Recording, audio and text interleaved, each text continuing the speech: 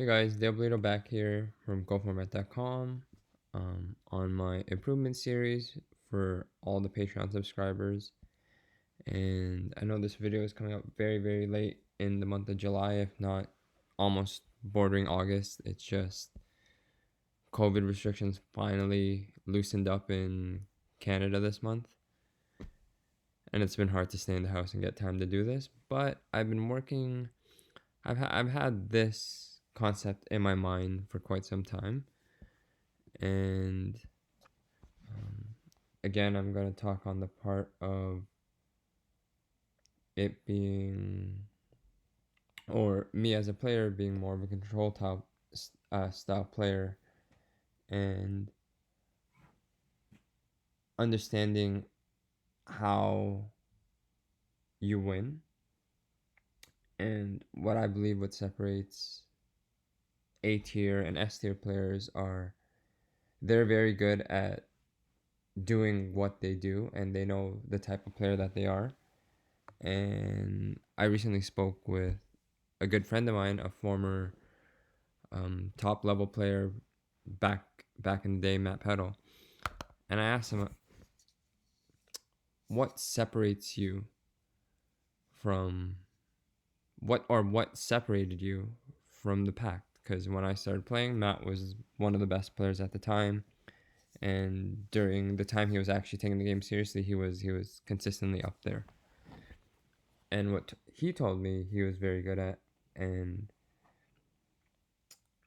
talks on some of the points that I like to bring up, is he was very good at understanding the type of player that he was, and his game state was not necessarily looking for game, or his mindset, sorry, wasn't necessarily looking for game shots, but it was to get his opponent into a position where he had maybe 3 cards to 1 or 2 cards to none, and would just win that way and just grind them down. And he also mentioned that in Go format that was very possible to do, and it's still possible to do now, where the detriment to him was it took him a long time. As he said, it took him a long time to adapt and figure out that he needed to change. And it wasn't till, like, he played all the way on and off till the Infernity format. And Infernity is when he mentioned that he made the change, and he finally realized, okay, you know what, I got to figure I have to change my playstyle. Where he played in a format before that, or a little whiles before that, in the Dark Arm format, and he said he didn't see the success that he normally did because he was playing the wrong way. And that self-realization of the type of player you are is evident, is going to distinguish you between other players, and know that you have this game plan that you arm yourself with, and your deck building kind of has to come with that. And for me, I truly believe that I could play any style. I just feel like one style may be superior to the other. And my honest opinion, I feel like control is the best style because it can handle the most scenarios, most situations, and it's not linear at all. It's one of the more difficult decks to play, and you can grind back from games that you're getting blown out early, or you can potentially blow out games early. But the middle ground, the mid game is where most control players make mistakes, right? And if you look at my decks, outside of like the random Bazoo, Blackburn, Cat deck, CC is like, these are all chaos control decks. Everything I build is chaos control. There's chaos turbo, there's go control, but I don't really have aggro. I have one aggro deck. I don't even have a warrior deck. I don't think I have a warrior deck loaded up here. Like, I'll build one if I need to, but I feel like maybe this is an aggro deck. Let's see. My internet is terrible right now, so I'm hoping this goes through and we don't have hiccups doing this. But yeah, I mean, I kind of have an aggro deck here, But that being said, it's just the type of player I am, and I know the type of player I am, and if you're able to distinguish that very early in your not your career, but in your approach to the game, you know how to build your deck properly, and you know what you're looking for, what interactions in your deck, and what cards you can play, or should be playing, or shouldn't be playing, because you know you can't take advantage of them. Um,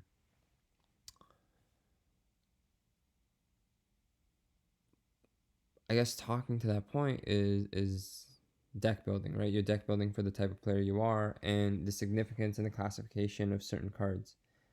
Like, in correspondence with having a winning mindset, you need to be able to maximize your resources, right? For example, knowing what a card does versus knowing the subclass of a card could very well distinguish how you play it. And I don't want to overcomplicate how this sounds, but some examples of like card types and classes, there's like naturally defensive and offensive cards like Mirror Force and Sakuretsu are completely defensive cards, and some offensive card type or cards could be stuff like Exiled, Level 2, Blade Knight, Snatch Steal, that are mostly offensive. Um, most traps are considered defensive because they tend to be reactive. But what I'm trying to get to more so in this subclass of a card is the win more cards, and like we all know about win more cards, and in Go format there are a few, and an example of like a win more card is like Return from a Different Dimension, Dimension Fusion, Brain Control. Um, yeah, and cards that kind of like more so Dimension Fusion and Return from a Different Dimension, where they're like almost win conditions in a sense, or like backup plans. But most of the time when you have it, it's cool and you're already ahead type of thing. Where I want to talk more on the lose less type of cards. And the difference with win more cards is, I mean, all cards in Go format are pretty simple to use, right, on the surface. But the win more cards are brain dead obvious to use. Like if you have game, you're gonna flip a return. If you have a Gen Zone there, you just have to account for the scapegoats that are gone. Same with Dimension Fusion. Most of the time you see that in Reason Gate, and if you have the perfect, not even the perfect setup, if you can just have that demock to get to the right card back, it's obvious, right? The plays are obvious. And the big thing about, or what I'm trying to speak to on the lose less cards is they heavily impact the crossroads of the game, like the mid game that I like to talk about. And that's something that's very, very common with control decks. So, prime example of a lose less card that has implications throughout a match that isn't recognized till the game is really completed is Scapegoat. So, on the surface, it's a simple card. Summon 4 goat tokens. You can use it to block damage.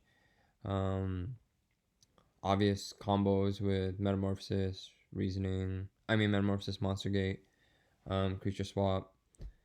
And other than that, it's actually inherently a -1, right? Unless you can combo it with one of those cards. And knowing how to... So, Scapegoat has fallen out of favor recently, or not even recently, over the last couple months in many decks. Partially with Goat Control being phased out, Chaos Turbo and Chaos Aggro just having no purpose in decking those cards, and Chaos Control falling off quite a bit. But it being cut is seeing a lot less of the wrong interactions with the card, I guess.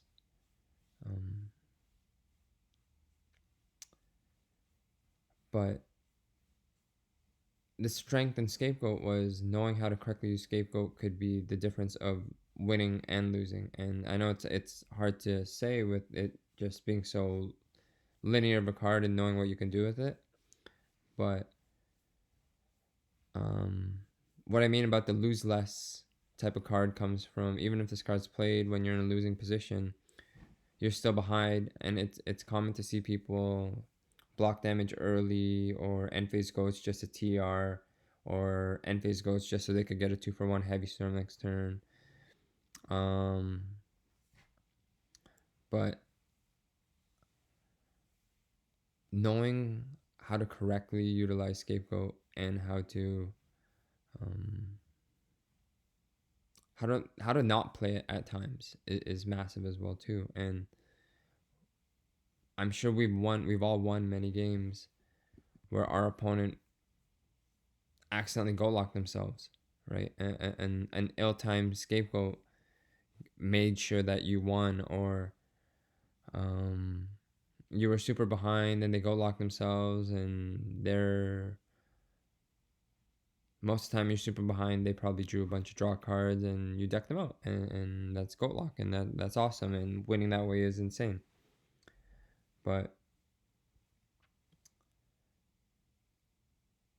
the mystique about Scapegoat is some of the power of Scapegoats is your opponent not knowing when you have it or how many you have left, and this can cause very unfavorable trades like an ill-timed.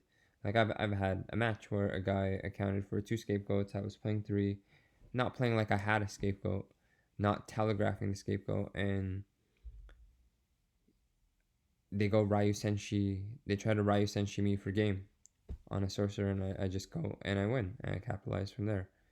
And having being able to hide non-telegraph scapegoat can be very difficult at times, and a lot of the time it's not putting yourself in that position to telegraph it. Like it's obvious that, all right, one monster, set a back row, don't play a monster the next turn, you were able to get through the back row, or they just flipped and didn't summon anything again or set anything again.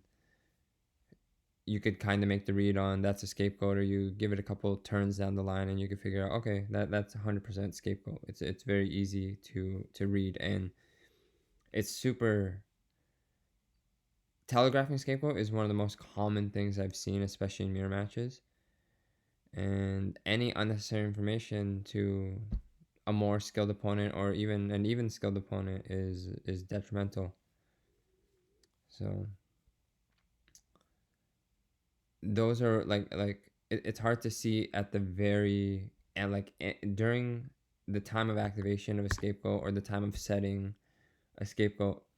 Very hard to tell how much it's actually going to help, or how poorly played that goat was till the game is done. And a lot of it is repetition in the type of card it is, right? And knowing how to play, when to set, when to not set it, right?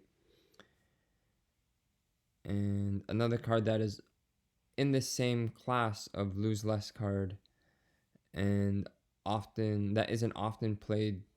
I mean, surface level, all these cards are played correctly, right? And the other one is the other quick play spell in Boca Moon.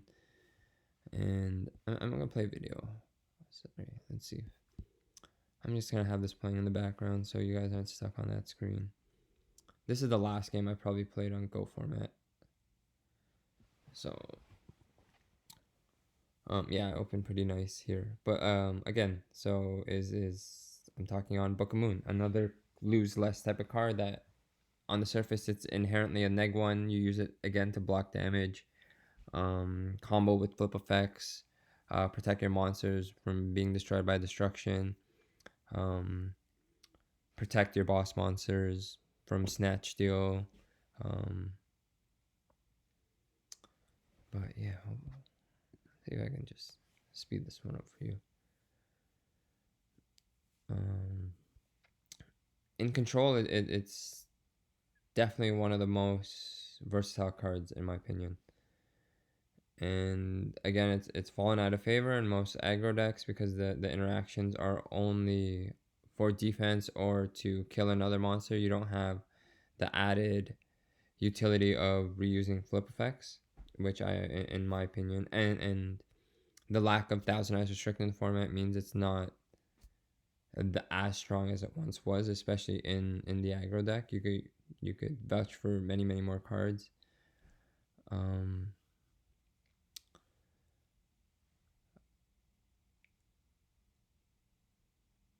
but interactions like holding onto a Boca Moon after you summon a boss monster to ensure it has protection, or it can't be used against you for like a snatch, for example, or saving one because you don't want to lose the top deck ring is very common practice.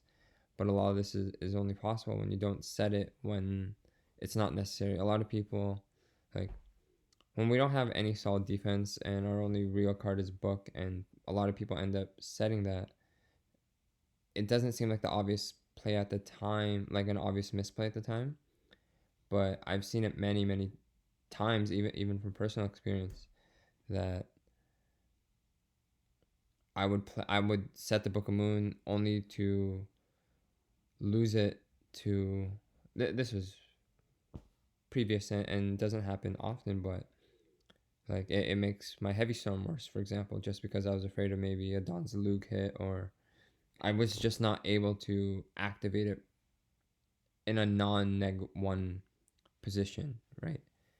And with less and less Book of Moon around, I believe that having that one Book of Moon, or if you don't have multiple, is key on holding that card, right? And again, Book of Moon, super versatile, can be played incorrectly, although on the surface level, very hard to play a card like that incorrectly.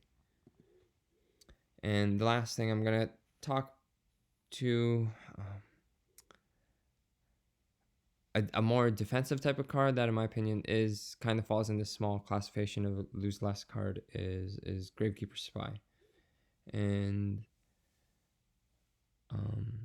recently saw popularity, or it saw its reintegration in Go format with Chaos Turbo, and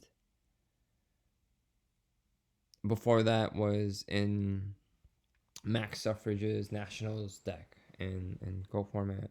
Or sorry, Gravekeeper Spy is, in my opinion, one of the largest factors on why standard Go control became unplayable. But what took me a while to figure out and realize that with the adaptation, although Go control doesn't have very good interactions with main decking Gravekeeper Spy, like it clashes with standard Go control deck lists because it doesn't interact well with Scapegoat, Metamorphosis, doesn't have any synergy with Tsukiyomi like all the other flips. And if you're playing a standard Go control list with Merchant, losing one to a Merchant or opening double is pretty detrimental, and it just becomes like a not good, like a 2000 defender, like a big bottom. And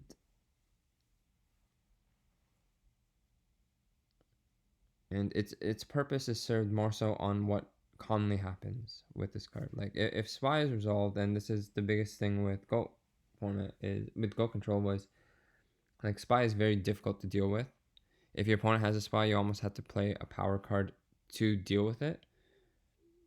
And your power cards should be answering other, so Go control should be answering other power cards, especially now. Like you got to force a sorcerer out first, and then you TR that sorcerer instead of having to TR a Gravekeeper Spy. Like imagine having to do that's insane, or having to blow a tribe early, especially with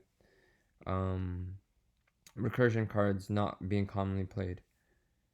So but a resolve Spy in a mirror match or playing Go control forces out power cards first, and it lets you answer it correctly, right? It puts you back on the notion of your opponent plays cards to answer you first, and you're able to deal with it.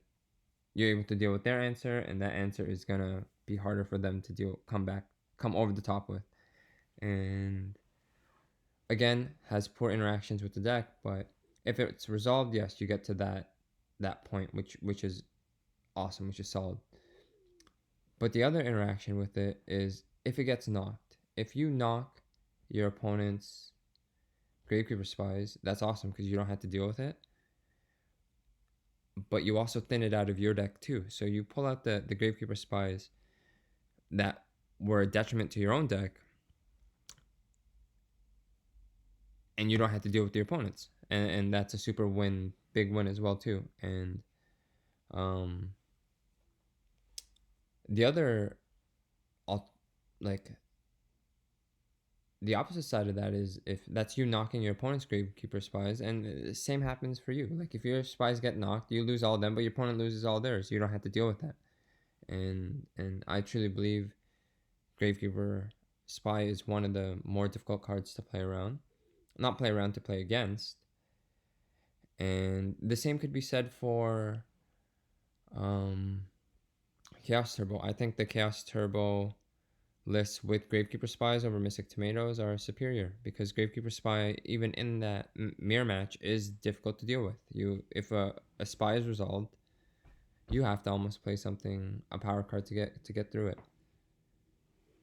And that's more so on like deck building decisions with that. But this is one of those things where deck building can alter your results very well as in-game decisions. And again, this is very, very true for Chaos Turbo mirrors. And these are just some short examples of these type of card types that could be played or decked or not decked correctly and incorrectly. As I spend more time in Go format and gathering my thoughts, I'll bring up more examples of these type of cards and in my improvement series. So what I do have for the Patreon is, since I was super late on my video this month and not as in-depth as I would like to, definitely going to have 2 videos out next month, or hopefully early in the month. And if you have me on Discord or Facebook and you want to reach out and want some advice, I've had a guy reach out to me over last week, and he told me that he has a big tournament and just sent me a deck list. I told him what I thought was not awesome about it, and asked them, hey, how does this work for you? And the returns weren't as good, more so it being like, oh yeah, this is a level 1 and it's a light. I'm like, you know what, it's a much better level 1 light in this type of deck is like a Magician of Faith, a third Magician of Faith. And he came back to me on Sunday saying that he finished second for not really playing too much, and he used to be not a straight Reason Gate player, but that's what he used to play before. And he said decks are super grindy, but he showed me his list. I'm like, oh, very similar to mine. And he's like, oh, it's just a derivative of the information that I gave him, and it was awesome to see. And I hope he decides to play the GFC this weekend, just like everyone else listening on this video. And when this video makes it to the public, it's definitely gonna be gone. That GFC will pass, and I hope everyone plays the future GFCs that are coming up, and hopefully the competition pool increases for Worlds. So if you enjoyed this video and you enjoyed the concepts that I was trying to portray here, feel free to shoot me a message. And if you think they're wrong, again, I would love to speak on them, and shoot me a message on Discord or Facebook. Thanks guys for watching, and keep playing.